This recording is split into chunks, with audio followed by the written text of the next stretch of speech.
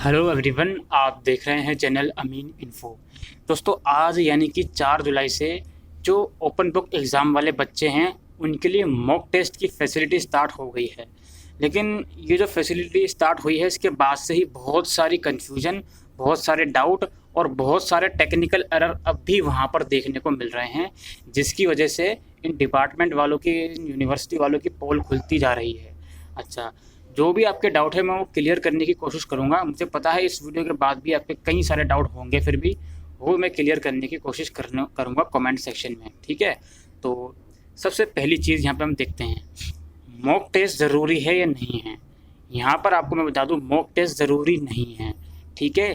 लेकिन जो mock test के लिए रजिस्ट्रेशन है वो आपके लिए ज़रूरी है, क्योंकि जो उन्होंने step by step guideline release करी थी ओबीई की, उसमें उन्होंने एक बात साफ लिखी थी स्टेप 2 या स्टेप 3 में कि जिस दिन आपका ओबीई होगा उस दिन आप एग्जामिनेशन रोल नंबर और पासवर्ड के थ्रू लॉगिन करके अपना क्वेश्चन पेपर डाउनलोड वगैरह और बाकी सारी चीज़ें वो करोगे।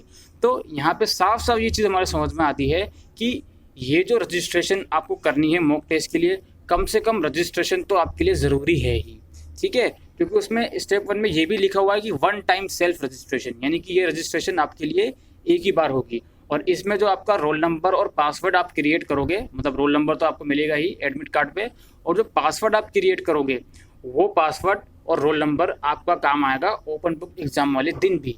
तो यहाँ पर सिंपल सी मैं आपको बता देता हूँ कि मॉक टेस्ट में अपेयर होना इम्पोर्टेंट नहीं है, ज़रूरी नहीं है, लेकिन जो रजिस्ट्रेशन आपको करना है वो ज़रूरी है। अच्छा, मॉक टेस्ट 4 जुलाई से 8 जुलाई के बीच होंगे, ठीक है। अच्छा, अब क्या दिक्कत हो रही है, वो ये हो रही है कि बच्चों से रजिस्ट्रेशन ही नहीं हो रहा है। अब या तो आप लोग कुछ चीज़ गलत कर रहे हो अपने लेवल पर ही, या तो आपको कॉन्फिडेंस से आप सही कर रहे हो। तो मैं यहाँ पर आपको एक और चीज़ बता देता हूँ कि जो आपको मॉक टेस्ट के लिए रजिस्ट्रेशन करना है, वहाँ पर जो सेकंड स्टेप में आपसे ईमेल आईडी मांगेगा, तो वो आपको अपनी रजिस्टर्ड मेल आईडी ही डालनी है, जो एसओएल के अंदर, या आप रेगुलर के बच्चे हैं तो वहाँ पर जो रजिस्टर है। अच्छा, रजिस्टर्ड ईमेल आईडी का बड़ा पंगा है।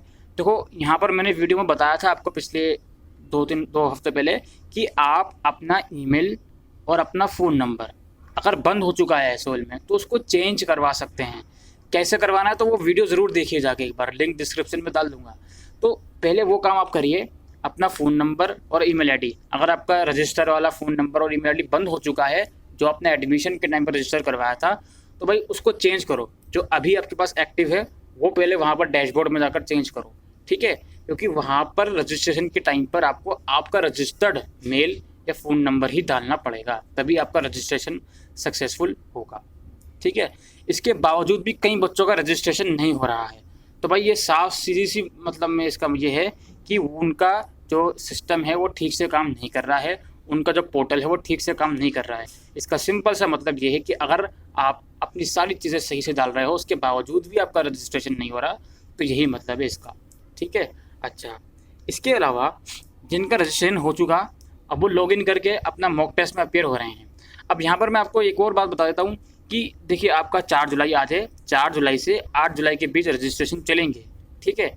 आप 4 जुलाई को नहीं दे पाए कोई दिक्कत नहीं है, ठीक है। आप 5 जुलाई को रजिस्ट्रेशन कर लेना, ठीक है। अगर आपने 4 जुलाई को रजिस्ट्रेशन कर ली, ठीक है, और 4 जुलाई को आपने लेकिन मॉक टेस्ट नहीं दिया तो कोई दिक्कत नहीं है, 5 तारीख को दे देना, 6 तारीख को दे देना। रजिस्ट्रेशन आपको एक ही बार करनी है, फिर चाहे आप 4 तारीख को करो, 5 को करो, 6 को करो, 7 को करो, रजिस्ट्रेशन आपको एक ही बार करनी है, ठीक है। और उसी सेम रोल नंबर और पासवर्ड जो आप क्रिएट करोगे उसके थ्रू आप मॉक टेस्ट में अपेयर होगे आज या कल या परसों या तरसों 8 तारीख तक, ठीक है। और उसी सेम चीज़ों से यानी कि रोल नंबर और पासवर्ड के थ्रू आप ओबीई वाले दिन लॉगिन करके अपना सारा काम करोगे। अच्छा, अब ऐसे बच्चे जो मॉक टेस्ट में बिल्कुल भी इंटरेस्टेड नहीं हैं, उन्होंने 4 जुलाई से लेकर 8 जुलाई तक रजिस्ट्रेशन नहीं करा, तो क्या होगा। तो यहाँ पर मैं आपको सिंपल सी लैंग्वेज में समझा देता हूँ कि भाई रिस्क मत लो, आप रजिस्ट्रेशन कर दो। अभी मॉक टेस्ट में अपेयर होगे या नहीं होगे वो आप पर डिपेंड करता है, लेकिन रजिस्ट्रेशन कर दो। कहीं ऐसा ना हो कि 9 जुलाई को रजिस्ट्रेशन का लिंक ही ख़त्म कर दें, समझ रहे हो मेरी बात। वैसे ये लोग करेंगे तो नहीं, क्योंकि बहुत से ऐसे बच्चे होंगे जो ये सोच के बैठे हैं कि हमारे तो पेपर 10 जुलाई से ही हैं, हमारा तो पेपर 11 जुलाई को है पहला, हम तो 11 जुलाई को ही 2:30 बजे उसमें रजिस्ट्रेशन करेंगे।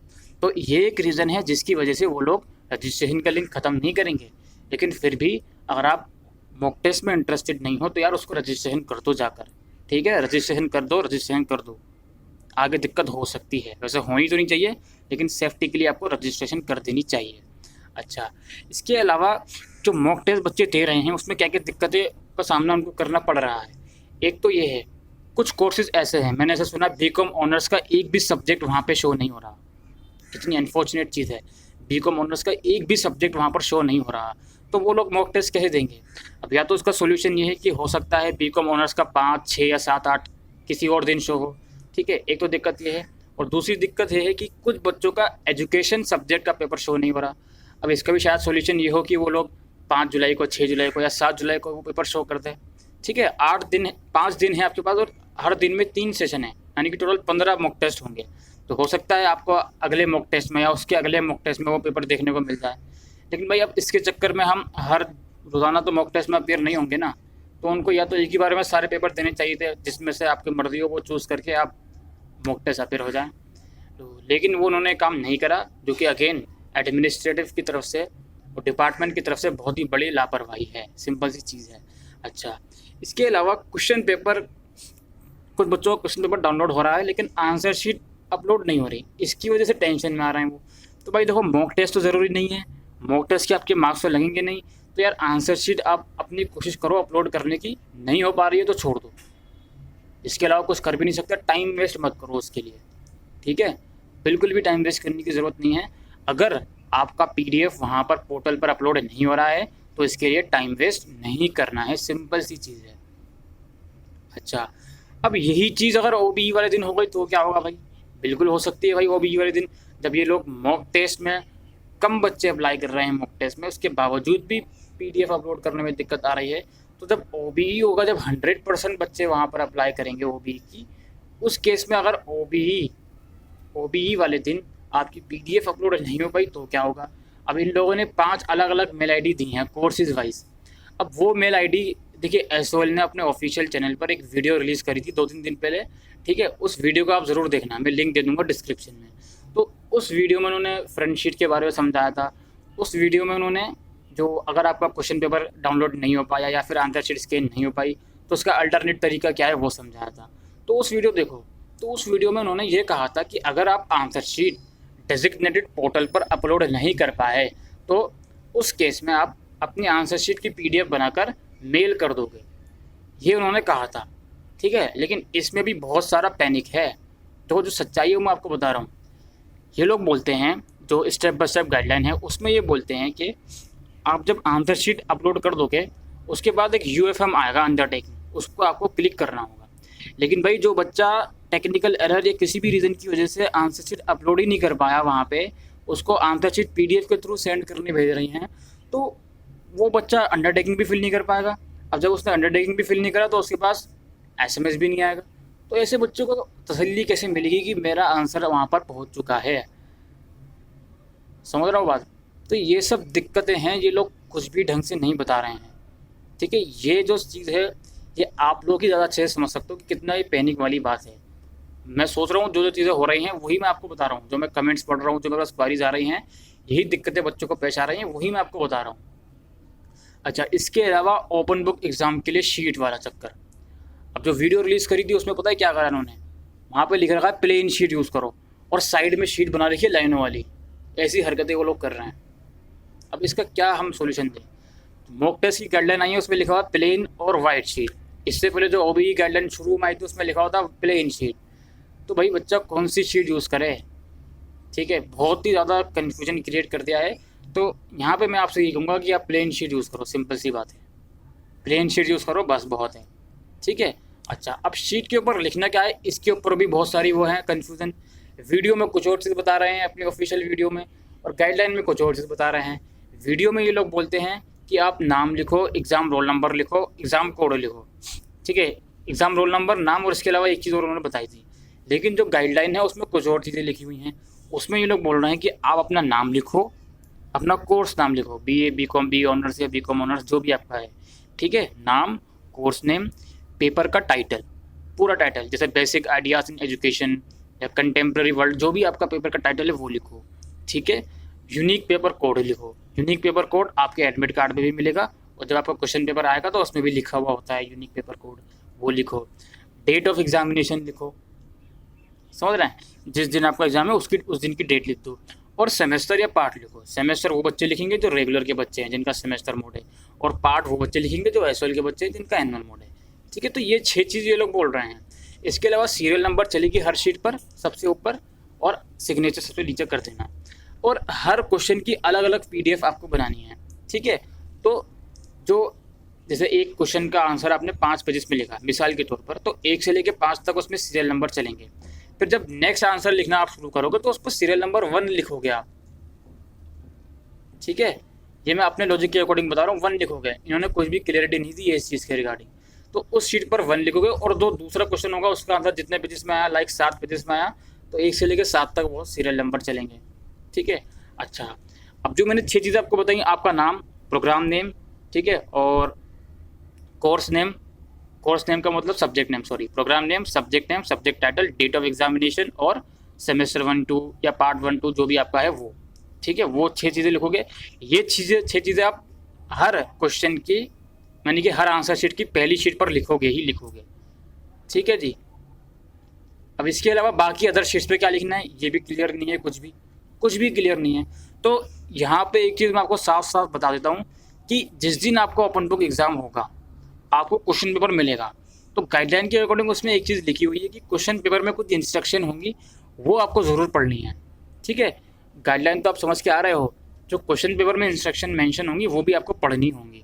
हो सकता है कुछ इंस्ट्रक्शन क्वेश्चन पेपर में ऐसी हों जो आपको OBE के दौरान काम में आए। लाइक यहाँ पर मैं एक एग्जांपल देता हूँ, जब बच्चों का असाइनमेंट जो हो रहे हैं उनका जब क्वेश्चन पेपर आया तो उसमें लिखा होता है right your name and roll number on every sheet. तो हो सकता है ऐसी किस उस तरह की गाइडलाइन आपके क्वेश्चन पेपर में भी आए जब आपका OBE होगा। तो जो वो गाइडलाइन होंगी, जो इंस्ट्रक्शन होंगी क्वेश्चन पेपर पे, वो ज़रूर आपको पढ़नी है। ठीक है जी।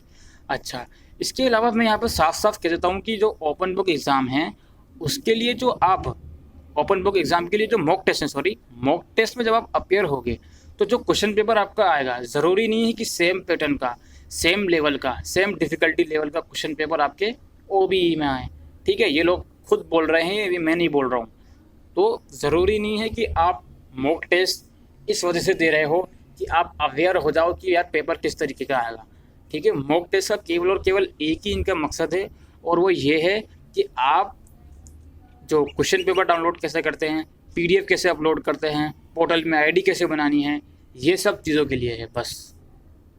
ठीक है, और लास्ट में मैं आपसे यही कहूँगा कि रजिस्ट्रेशन कर दो। 4 जुलाई से लेकर 8 जुलाई के बीच में किसी भी दिन रजिस्ट्रेशन कर दो। ठीक है, वैसे मेरे अकॉर्डिंग 9 जुलाई को भी रजिस्ट्रेशन होनी चाहिए।